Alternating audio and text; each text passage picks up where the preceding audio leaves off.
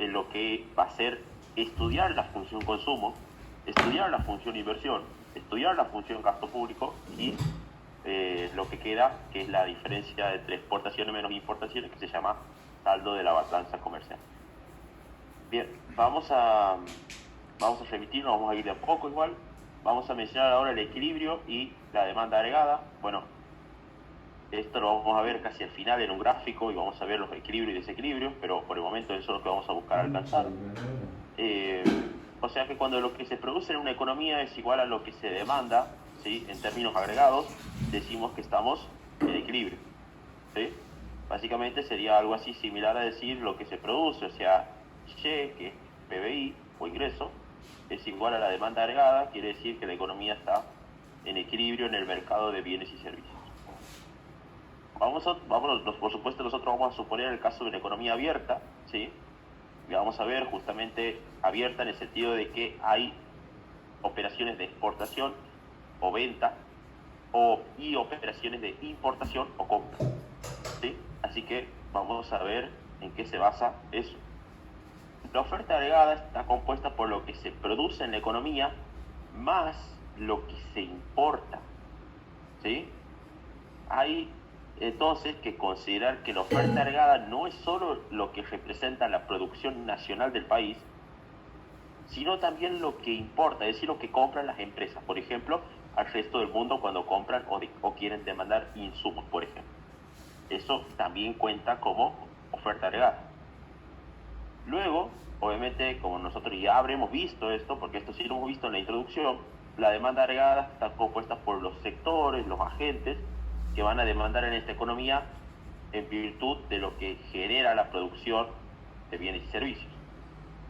¿Quiénes son estos agentes? Por ejemplo, se produce un auto. ¿Quiénes podían adquirir ese auto? Bueno, una familia, por ejemplo, una empresa, el propio Estado o el sector externo, ¿sí? Obviamente consumo de familias, inversión de empresas, gasto público del gobierno y exportaciones del sector externo. Bueno, si nosotros queremos buscar este equilibrio en el mercado de bienes y servicios, ¿qué tenemos que hacer? Bueno, tenemos que igualar oferta agregada igual a demanda agregada, ¿sí? Siendo que la oferta es lo que acabamos de decir, producción nacional más lo que se importa, y demanda agregada es los agentes que consumen. Entonces, logrando ese equilibrio, vamos a ver cómo hacemos los pasajes de términos. Bien, porque aquí va a haber un pasaje de término donde la importación que está sumando va a pasar restando. Entonces, yo quiero igualar oferta agregada igual a demanda agregada, entonces ¿qué hago? Agarro lo que vale la oferta agregada, que era lo que se produce a nivel nacional para lo que se importa, y la demanda agregada era todo esto de los sectores, ¿sí? Bueno, igualando oferta y demanda, o sea, reemplazo por lo que vale la oferta, reemplazo por lo que vale la demanda, ¿y qué me va a quedar? Me va a quedar que para constituir el PBI lo que hacemos es pasar esta importación al otro lado, ¿sí? Con signo negativo, ¿verdad? Entonces me va a quedar la expresión desde el enfoque del gasto, ¿sí? Esto lo hemos visto en la unidad 1, de la expresión del PBI. Entonces, consumo más inversión más gasto público, menos exportaciones, menos importaciones, me dará justamente la expresión del PBI. Justamente, ¿por qué se hace este pasaje de términos? ¿Por qué sirve? ¿Por qué pasamos importaciones para el otro lado? Porque justamente exportaciones menos importaciones me da el saldo de la balanza comercial, ¿sí? Esto se llama saldo de la balanza comercial. Las EXPO menos las IPO. Bien, entonces a partir de esa expresión, nosotros ya habremos de haber logrado el equilibrio, ¿sí? Donde lo que se produce, que esto sigue siendo igual, es igual a todos los sectores de la economía. Y eso, todos los sectores de la economía, será la demanda agregada. Entonces, nosotros lo que vamos a proceder ahora a continuación es analizar a cada uno de esos sectores, llámese el consumo, llámese la inversión, qué componentes tiene guardado adentro, porque si tiene, por ejemplo, el consumo tiene muchas cosas, ya vamos a analizarlas una por una. No es tan solamente decir ingreso disponible igual a consumo más el ahorro. No, eso es algo muy resumido, ¿sí? El consumo tiene adentro, por ejemplo, las transferencias que recibe una familia, tiene los impuestos que tiene que pagarle al Estado, ¿sí? O sea, también de esos impuestos se van a deducir impuestos de suma fija, cuantía fija también se llama, o la tasa impositiva. Ya vamos a ir viendo todo eso, que es justamente lo que abarca esta unidad. Vamos a ver entonces, ya ha quedado demostrado el equilibrio, ¿sí? PBI, y, o sea, oferta agregada igual a demanda agregada. Entonces, ¿qué me queda por hacer? Obviamente, el nivel de producción me es indiferente analizarlo porque ya lo hemos analizado en la unidad 1, o sea, qué es PBI, cómo se lo puede calcular, qué enfoques existen, o sea, eso ya conocemos esta gente, ¿sí? O cuál es la expresión.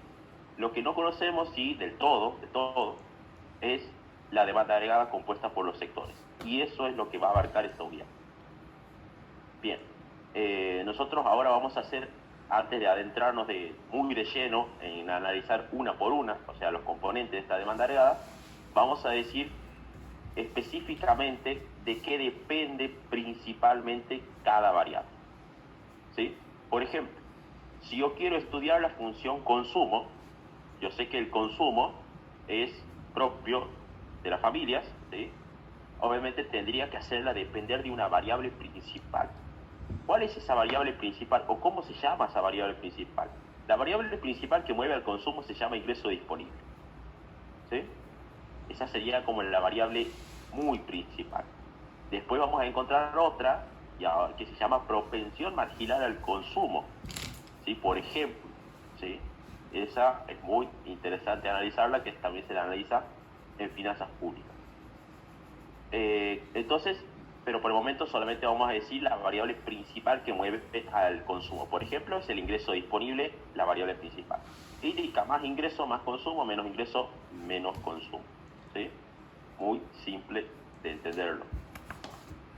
Si nosotros nos remitimos a la inversión, obviamente ya nos adentramos de lo que sería a conocer lo que es inversión de las firmas, o sea, de las empresas, que obviamente también consumen bienes y servicios como un agente más. ¿Y cuál es la variable principal que mueve a la inversión? ¿Sí? Bueno, la variable principal que se relaciona inversamente con la inversión es la tasa de interés, ¿sí? Esa ya la voy a explicar porque también hay una variable que se llama sensibilidad de la inversión a cambio de la tasa de interés. Todo eso voy a explicar cuando explique una por una las variables de la demanda agregada. Pero en definitiva me interesa que se sepa que cuando se habla de inversión y tasa de interés, ¿cómo es la relación? Siempre es inversa, ¿sí? Mayores tasas de interés implican menores inversiones y menores tasas de interés implican una mayor inversión, ¿sí? Ya voy a poner el ejemplo de qué pasaría si la empresa tiene el dinero o no tiene el dinero. Bueno, ya vamos a ver que la relación va a ser inversa en los dos casos, pero eso lo voy a explicar cuando explique inversión. A ver, bueno, aquí nos remitimos. ¿Qué puede pasar? Una empresa puede tener mucho dinero, o sea, puede tener un determinado ingreso monetario, ¿sí? Que lo ha percibido, ¿sí? de sus utilidades en el resultado del ejercicio, ¿sí? Y obviamente con ese dinero, obviamente la empresa puede, digamos, realizar algún tipo de inversión, ¿sí? Entonces, ¿qué puede hacer con ese dinero? O sea, si la empresa tiene dinero, es mucho más fácil todo, digamos, ¿sí? ¿Por qué? Porque puede tener dos alternativas. Lo pone en un activo financiero de vengar intereses, ¿sí? Llámese en una acción, en un bono, en un plazo fijo, ¿sí? Cualquier activo financiero, o bien puede ponerlo en la empresa, que eso se llama inversión productiva, ¿sí? Por ejemplo, ¿para qué puedo poner ese dinero en la empresa? Por ejemplo, cuando yo quiera comprar maquinaria nueva, por ejemplo, o sea, reponer el stock de capital, por ejemplo, o cuando quiera ampliar la empresa, o cuando quiera hacer, o cuando quiera pintar la empresa, o cuando, por ejemplo, quiera comprar un nuevo software. Todo eso como inversión productiva, ¿sí? Es totalmente independiente de haberla colocado en el activo financiero, que eso es otra cosa, ¿sí? Colocarla en el activo financiero, eso sería un rendimiento financiero que me va a devengar interés. Colocarla en la empresa implica inversión productiva, ¿sí? No es lo mismo inversión en la empresa que inversión en el activo financiero, ¿sí? ¿Y de qué dependerá esa decisión? Bueno, se tenga o no se tenga el dinero, el ingreso monetario, según se trate, de la empresa, va a depender muy intensamente de la tasa de interés, ¿sí? Bueno, en este caso me voy a remitir quizás como para poner un poco de contexto todo esto. Entonces, si yo tengo el dinero, ¿sí? Como empresa, como dice aquí el enunciado, ¿sí? ¿Qué va a pasar? Bueno, hay dos opciones. Yo o lo coloco en el activo financiero, por lo cual voy a ganar tasa de interés, según como esté la tasa de interés, obviamente, o lo coloco en la empresa.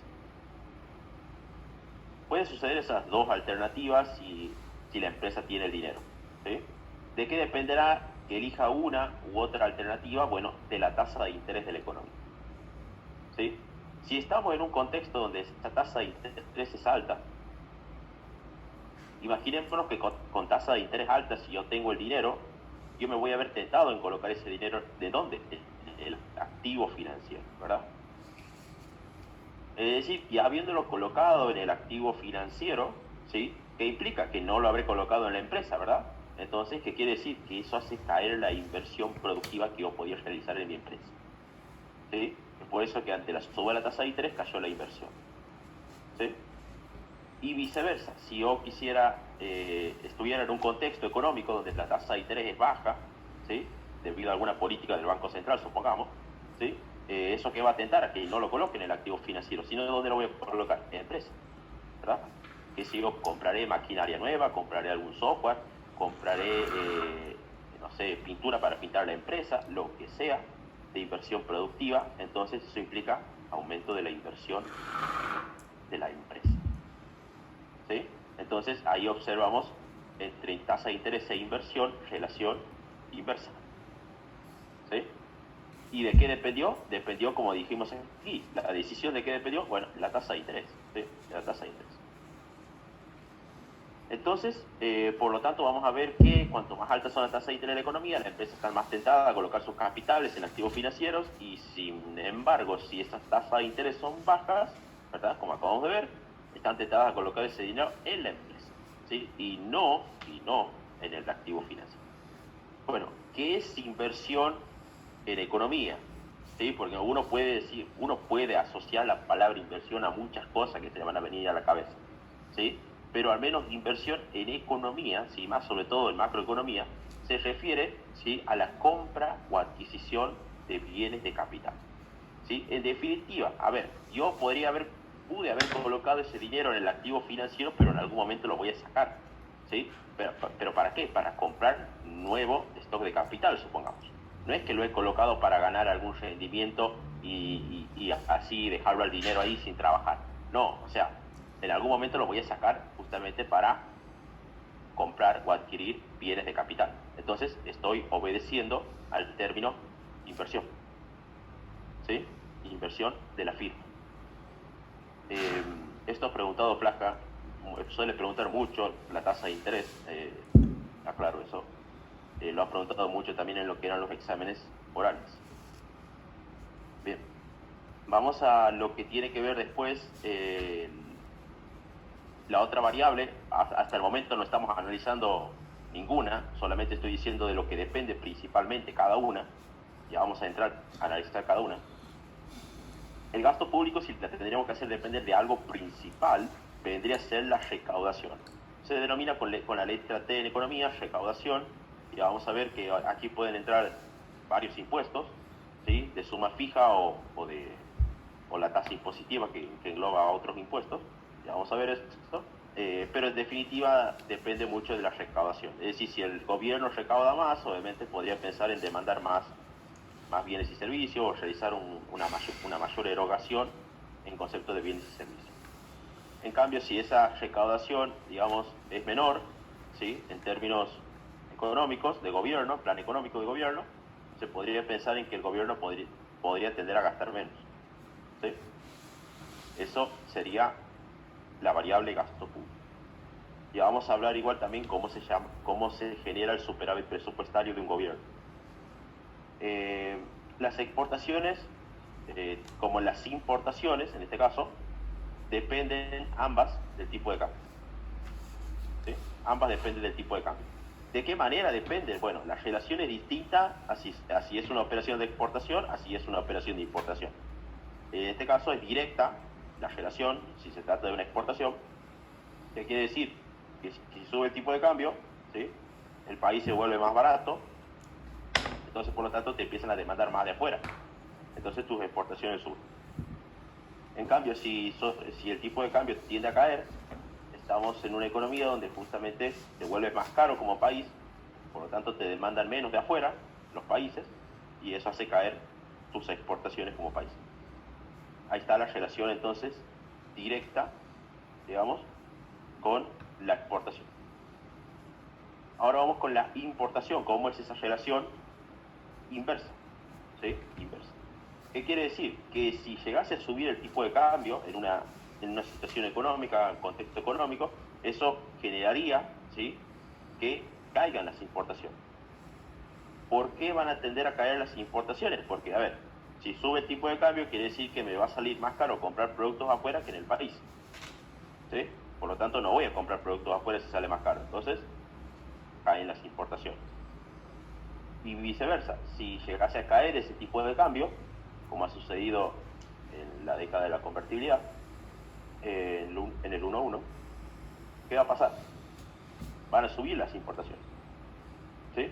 ¿Por qué? Porque si cae el tipo de cambio, quiere decir que a vos te cuesta menos comprar afuera que comprar en el país. Sí. Entonces, las importaciones van a tender a subir. Entonces, eso es respecto a la importación. Ahí está la relación. Entonces, ahí lo que acabamos de ver ahora es simplemente un resumen, un panorama de lo que va a ser la variable principal que mueve a cada componente de la demanda agregada, pero en definitiva ese no es el análisis, digamos, completo, ¿sí? Ahora vamos a empezar a analizar completamente cada una. Sobre todo la función consumo es la más larguita de todas. Después las demás son muy, digamos, no tan largas, ¿sí? Nosotros vamos a basar ahora para estudiar los componentes de la demanda agregada, nos vamos a basar en la teoría de Keynes. Claro, ¿no? Esto es de Keynes.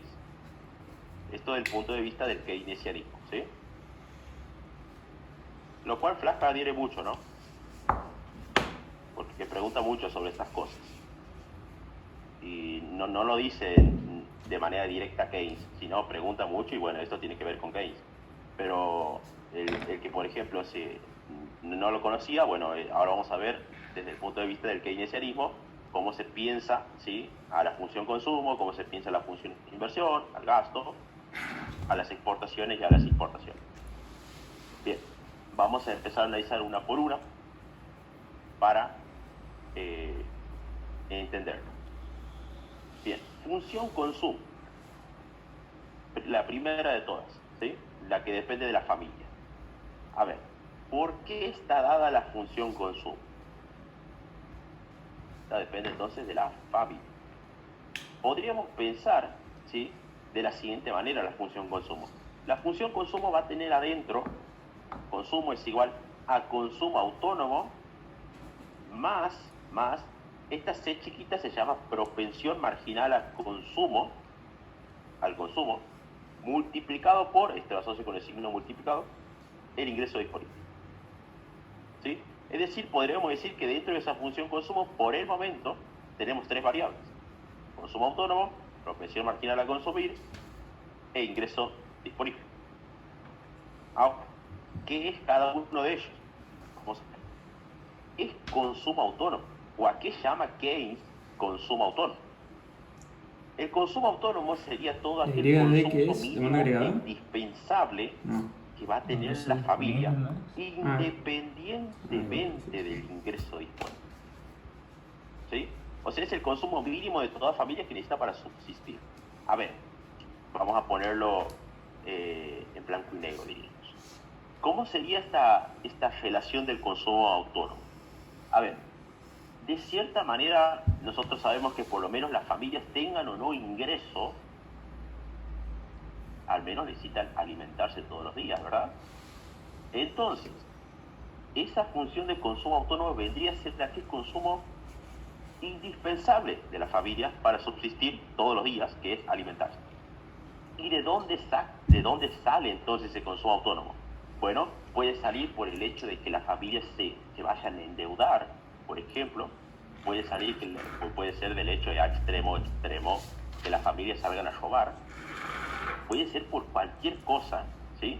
Pero al menos las familias, digamos, deben subsistir, deben alimentarse todos los días, y eso es independiente del ingreso disponible, ¿sí? Es decir, que el consumo autónomo vendría a ser todo aquel consumo que de todas maneras se va a dar, independientemente de si la familia tenga mucho o poco ingreso, o no tenga nada, supongamos. De todas maneras, las familias no se van a quedar sin consumir, porque al menos tienen que sobrevivir alimentándose todos los días. Y a eso llamamos consumo autónomo.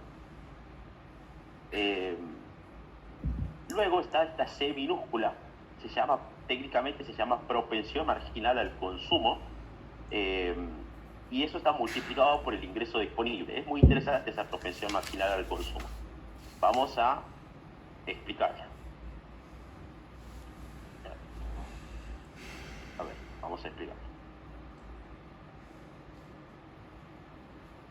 Nosotros tenemos que la propensión marginal al consumo nos va a estar indicando cuánto de cada peso adicional de ingreso disponible las familias van a destinarlo al consumo.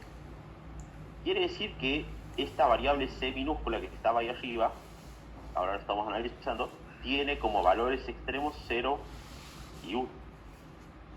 ¿Sí? Y entonces la pregunta es, ¿quién pupo? Al menos cómo podemos pensarlo desde esta óptica, ¿quiénes creemos que tienen una mayor propensión marginal a consumir? ¿Los ricos o las personas de mayor poder adquisitivo, o los pobres o las personas de menor poder adquisitivo? ¿Sí? Sería, bueno, que a ver, en este caso, los pobres, ¿sí?, o personas de bajo nivel de ingreso, no pueden darse el lujo de ahorrar. A ver, recordemos que ingreso disponible es igual a decir consumo más ahorro, ¿verdad? Qué clasista, ¿verdad? Entonces, en este caso, como las personas de menor nivel de ingreso o pobres no pueden darse el lujo de ahorrar tanto, quiere decir que esta fracción del ahorro tiende a caer, ¿sí? Cuando es una persona, por lo general, de bajo nivel de ingreso, o llámese pobre, o de bajo nivel de poder adquisitivo, queda mejor, ¿sí? Pero bueno, dado que cada peso de ingreso adicional o ingreso disponible adicional, parte va a ser destinado al consumo de bienes y servicios, y menos va a quedar en términos de una fracción del ahorro, ¿sí? A ver, no es lo mismo, supongamos, ¿no?, tener como ingreso, digamos, para una persona pobre 10.000 pesos, supongamos, que para una persona rica, supongamos, 100.000 pesos. ¿Sí? Entonces, ¿qué estaríamos diciendo en cualquiera de estos dos casos? Que obviamente este es el ingreso disponible de la persona pobre, digamos, y este es el ingreso disponible de la persona rica. Entonces, si yo llegase a multiplicar por un valor, supongamos de 0 y 1 de la propensión marginal a consumir, diríamos, supongamos, voy a inventar un número, no sé, qué sé yo, las personas pobres quizás pueden llegar a tener una alta propensión marginal a consumir, como por ejemplo que sea del 0,80. En este caso, si es del 0,80, quiere decir que 8.000 han destinado al consumo, ¿verdad? ¿Y qué ha quedado para el ahorro? Bueno, a ver, hago otra aclaración. Propensión marginal a consumir más propensión marginal a ahorrar tiene que dar siempre igual a 1. Pregunta de examen de licenciado Rojo en finanzas, pero bueno, esa es otra cosa. Sí. ¿Qué es yo? Y después, por otro lado, sí, Rojo pregunta eso. Entonces me va a quedar 0,20. Esa es la propensión marginal al ahorro. Entonces, la propensión marginal al ahorro que le va a quedar, por ejemplo, a las personas pobres, podríamos pensar en 2.000 pesos. Eso va a ser el ahorro. Ahora, imaginémonos la misma situación, pero para la persona rica. Obviamente la persona rica tiene más nivel de ingreso, ¿sí? Entonces, si yo adopto los mismos valores, supongamos 0,80 como arriba, ¿verdad? Aquí en este caso me va a quedar que la persona rica, supongamos, ha consumido 80.000 pesos, supongamos, como para tomar el mismo valor de referencia hace un momento, y de este otro punto de vista le ha quedado para el ahorro 0,20, es decir, 20.000 pesos. ¿Qué quiere decir? Que si yo comparo, por ejemplo, la propensión marginal al ahorro de la persona pobre con la propensión marginal al ahorro de la persona rica, estamos claramente en una gran diferencia, ¿verdad? Abismal diferencia, ¿sí? Una ahorra más, una puede ahorrar más, ¿sí? Y la otra puede ahorrar menos. ¿Pero por qué? Porque una tiene más poder adquisitivo que la otra, ¿sí? Entonces, podríamos decir que los pobres no podrían darse tanto el lujo de ahorrar, ¿sí? ¿Por qué? Porque obviamente lo destinan mucho al consumo por lo general. Supongamos esos 10.000, imagínate, el 80%, que 8.000 pueda parar a casi todo el ingreso. Y muy poco le ha quedado para ahorrar. Entonces, gran parte de eso va destinado al consumo, como dice aquí, de bienes y servicios, y menos va a quedar para afrontar una fracción del ahorro. Ahora, ¿qué pasa con las personas ricas? Bueno, como acabamos de inventar aquí, dado el ingreso que disponen, ¿sí? Son aquellos que van a contar con una propensión marginal al ahorro un poco más baja, ¿sí? Bueno, aquí yo he supuesto básicamente la misma propensión marginal al consumir para los dos, rico o pobre. Por lo general, los ricos podría haber sido un 0,60, qué sé yo, por decirles algo, porque imagínate, con 60.000 ya iba a quedar bien también, y le va a quedar 40.000 para el ahorro, o sea, todavía le iba a quedar un montón a la persona rica, ¿sí? Pero bueno, aquí vamos con esto, es que la persona rica no es tanto de que puede consumir menos, ¿sí? Sino que lo más importante, puede ahorrar más. O sea, tiene una mayor propensión marginal al ahorro. Un poco, por supuesto, más grande que la persona pobre, ¿verdad? Como acabamos de ver. Entonces, eso sería como la propensión marginal a consumir. De cada peso de ingreso disponible, ¿cuánto de ese peso destinas al consumo? Y la diferencia obviamente va a ser el ahorro. Entonces, eso es la propensión marginal al consumir. ¿Cuánto de cada peso adicional de ingreso disponible la familia lo destina al consumo? Obviamente, por último, está la función de ingreso disponible que les queda a las familias para consumirlo o para ahorrar. Bien, obviamente esa función de ingreso disponible ahora nos toca analizarla. La función de ingreso disponible es a lo que las familias, en definitiva, destinan de fracción al consumo y al ahorro. Esa la conocemos por lo que acabamos de decir hace un momento aquí. Pero hay otra forma más de decir ingreso disponible, y es la siguiente. Ahora vamos a ver esa expresión. A ver, vamos a... ¿Cómo más podemos decir ingreso disponible? De la siguiente manera. Ahora acabamos de ver qué es la propensión marginal a consumir. Ahora vamos a ver qué es el ingreso disponible. ¿Qué tiene adentro de este ingreso disponible? Tiene un montón de cosas, ¿sí? Más o menos. Pero tiene componentes adentro. Eso es lo más importante. Vamos a desarmar ese ingreso disponible. ¿Qué podemos obtener si lo desarmamos? Lo siguiente. Yo del ingreso disponible, ¿qué voy a decir? Bueno, del ingreso disponible es igual al ingreso que recibe una persona, supongamos el salario que recibe por trabajar por prestar actividades en el mercado de trabajo, supongamos, por ejemplo, más las transferencias que recibe por parte del Estado, ¿sí? Sin ninguna contraprestación a cambio. Bueno, en definitiva el contribuyente lo paga con impuestos. Que vendría a ser obviamente todo tipo de jubilación, pensión, plan social, asignación universal, pensiones por discapacidad, etcétera, etcétera, ¿sí? Todo lo que otorga el Estado a los contribuyentes, menos los impuestos que le tiene que pagar al Estado, ¿sí? A partir de esos impuestos que la persona, cada contribuyente, tiene que pagarle al Estado, ¿sí? Nosotros, obviamente, vamos a ver qué clase de impuestos se refiere, ¿sí? A ver, nosotros podemos, cuando analizamos esta función de impuestos, si yo quiero analizar la función impuesto, que está dentro del ingreso disponible, yo puedo encontrarme con dos tipos de impuestos. Aquellos que son de suma fija, se llaman impuestos de suma fija, precisamente, más lo que sería la tasa impositiva, la T minúscula, y eso multiplicado por el nivel de ingreso. ¿Sí? A ver, vamos por partes. ¿Qué es este impuesto que se llama impuesto autónomo o impuesto de suma fija o impuesto de parte fija? Obviamente es aquel impuesto que no depende del nivel de actividad económica. ¿Sí? No depende del nivel de actividad económica. Como por ejemplo, ¿cuál impuesto puedo encontrar aquí? Por ejemplo, un impuesto que no depende del nivel de actividad económica, sino puede ser un impuesto al patrimonio, puede ser, por ejemplo, el impuesto al automotor. Claramente no depende del nivel de actividad económica.